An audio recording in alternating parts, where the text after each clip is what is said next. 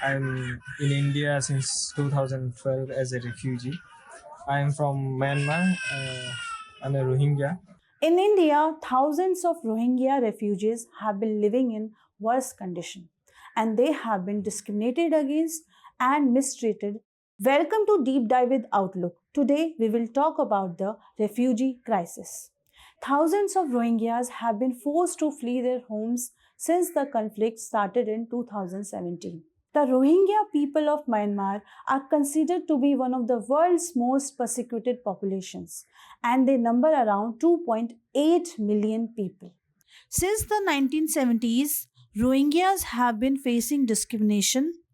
In 1982, their citizenship rights were repealed and they have been facing violent attacks since 1991. Many Rohingyas fled from Butidong district in Rakhine state. Many refugees are forced to live in settlements made of plastic sheets, cardboards, and mud in Delhi. There are no toilets and people have to wait for the water tankers daily. UNHCR at best can offer the UNHCR card, but shelter, food, and everyday survival is a challenge. India is not a signatory of the 1951 Refugee Convention or its 1967 protocol. People have to rely on international organizations for everyday survival. Documentation remains the biggest challenge for refugees, especially Rohingya refugees who are living in India. The government of India denies them any legal identity or documentation, including Aadhaar cards and birth certificates. According to the report by Amnesty International in 2024, there is escalated violence in the Rakhine state with increasing deadly attacks against Rohingya people, bearing a terrifying resemblance to the atrocities of August 2017.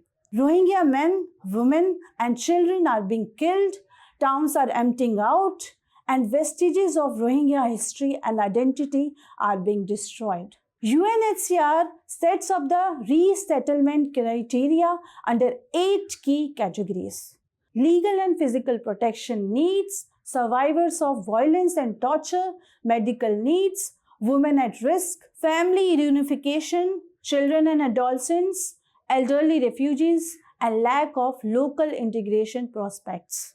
Similarly, the ramifications of the civil war in Sri Lanka have impacted thousands of Indian origin Tamils, and people born in Sri Lanka had to take refuge in India during the civil war of the 1980s. In 1948, the Sri Lankan government enacted the Ceylon Citizenship Act, and the act effectively denied citizenship to a large population of Indian Tamils who had migrated to the island during the colonial era.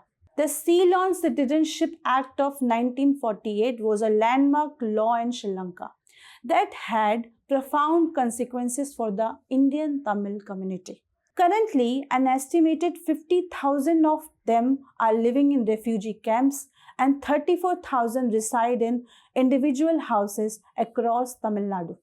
The Tamil Nadu government has adopted an approach toward the Tamil population for Sri Lanka and granted them Aadhaar cards, ration cards, PAN cards, and driving licenses, but these documents do not resolve their statelessness. The refugees in camps are issued identity cards tied to their camp addresses, but obtaining a passport, the ultimate proof of citizenship, remains a distant dream for them. According to Advocate Romeo, the rehabilitation of nearly 6 lakh Indian origin Tamils from Sri Lanka was an obligation under the 1964 and 1974 agreements between the two countries. But this obligation was never fulfilled. The amendments to the Citizenship Act of 1955 have worsened the situation of people. Under the 2003 amendment of the Act, one parent must be an Indian citizen and other must not be an illegal migrant.